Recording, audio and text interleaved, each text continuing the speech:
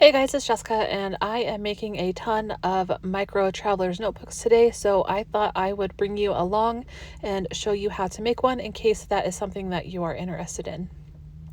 So in order to make these, you are going to need several sheets of 12 by 12 paper, your glue, some elastic, scissors, some micro notebooks that I got off of Amazon, a corner rounder, a bone folder, and a crocodile, especially one that extends far, because you're going to have to be able to punch a hole in the middle of the book, and you're also going to need a circle punch.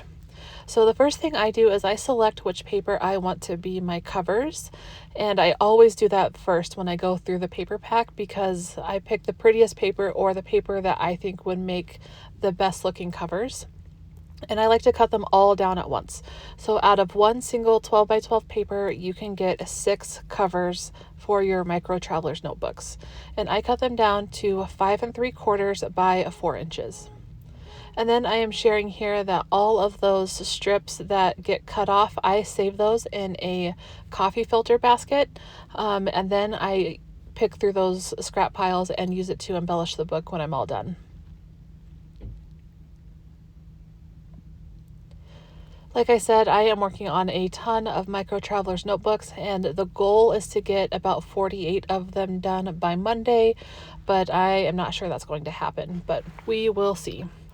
So I do have the 6 covers cut down, and I do like to lightly score the covers before I laminate them, so that way it gives me an idea of where the score lines are, and it gives me a great idea as to where that first fold is in the cover, so I don't go over that fold with whatever decorative piece I'm using to decorate the cover.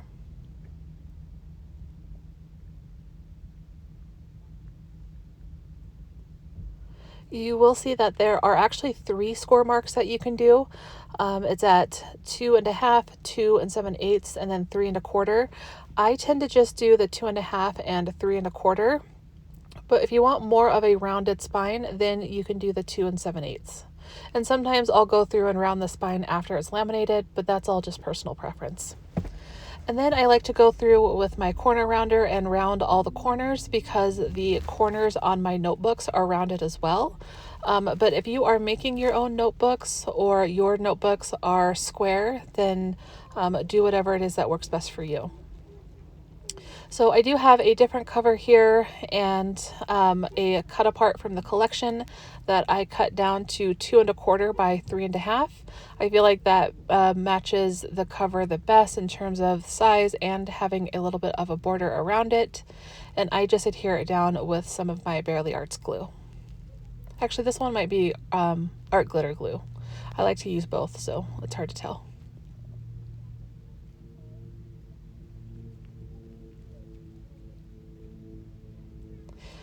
And then each micro traveler's notebook is going to have 3 notebooks.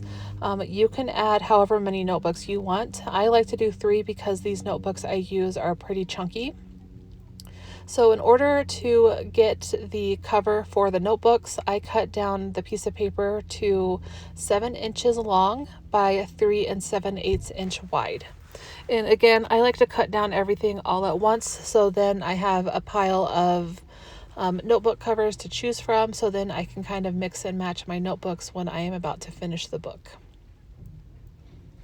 So that is that leftover piece of paper after I cut the 7 inches off, and I just turn it sideways, cut it to 7, and then cut it down again to 3 7/8, so you can actually get 4 notebook covers out of a single piece of paper.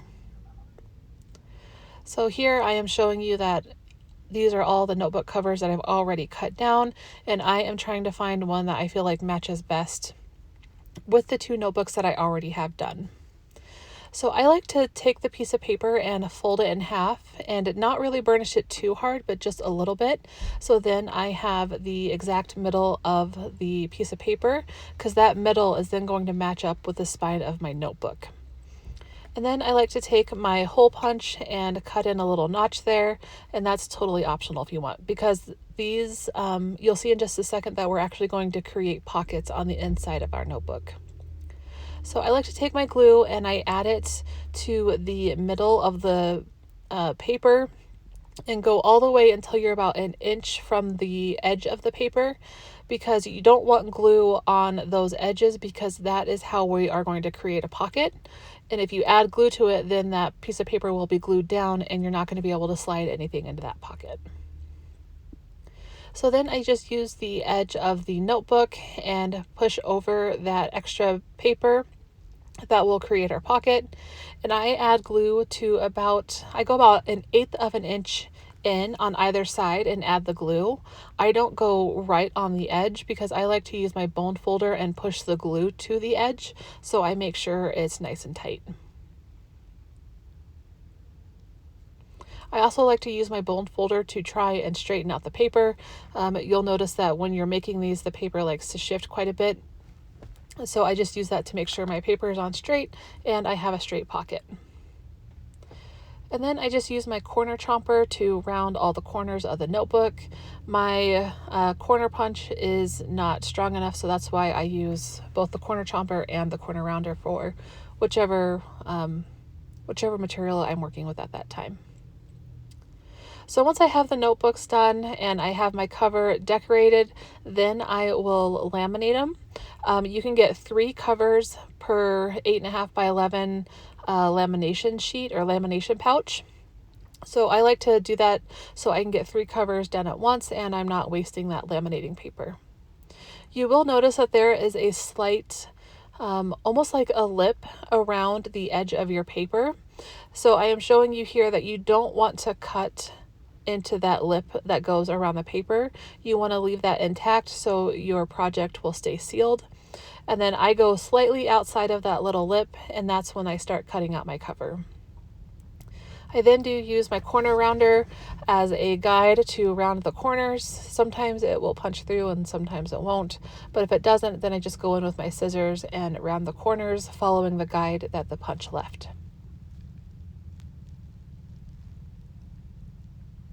And you'll probably see me kind of stop every now and again, and that's because my daughter is in the kitchen trying to make a dessert and was asking me questions. So at this point, I'm going to go back in and add those score marks.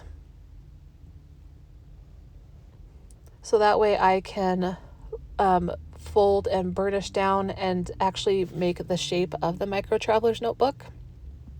And I will have all of the dimensions listed down below, so that way you can refer back to it if you want. So now I'm actually going to take my Crop-A-Dile and I'm going to use the 1/8 inch hole punch, and I'm going to punch 2 holes at the top of the book and at the bottom of the book. And then I'm going to go about halfway down the spine and punch 1 hole right in the middle.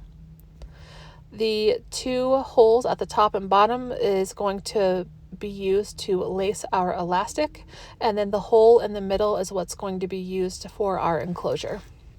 So you see here that I do try and round the spine a little bit just with my fingers, but that's totally optional. So now I am taking the elastic and I like to wrap it around once and have a little bit of extra, so that way I can figure out exactly what size I need to wrap around the Micro Traveler's Notebook. This is always hit and miss for me. Sometimes I cut too much, sometimes I cut not enough, but I found that if I try and wrap it around and then go a little bit over, then I tend to have just the perfect amount. How big your enclosure is going to be also depends on how chunky or big your notebook is going to be. So if you are making your own notebooks and they're not as fat or as chunky as mine, then you may not want to have as much elastic used for your enclosure. So now I am just going to cut some elastic, and this elastic I actually got from Amazon as well, and I will link that down below, but you can also find it at Michael's or Joann's or Hobby Lobby. And you are just going to go in and out of those holes. And the rule of thumb to remember is that you always want your elastic to be on the inside and you want your loops to be on the outside. So you can see here that I am lacing the loops on the outside of the book, and I am keeping the long strings of the elastic on the inside. The amount of like you're going to be able to add 4 signatures to this book. I only add 3 to mine because the notebooks are so chunky. But you can add however many signatures you would like and however many works for you. You can just make it so there's only 1 signature in there or 2. The possibilities are kind of endless. But once I have the elastic all back in to the center of the book, then I am going to tie it off, and that is what creates the 4th element, or the 4th elastic that will hold the 4th signature. So now that I have my books all done, I am just going to slide them into that elastic. And because I'm only using 3 signatures, then I used 2 elastics to hold in the first book and then 1 elastic to hold in the remaining 2. And again, the books do kind of like to slide around, so I just like to try and use my fingers and get it all set. And then now the book is done. If you guys have any questions, please let me know, and thank you so much for being here.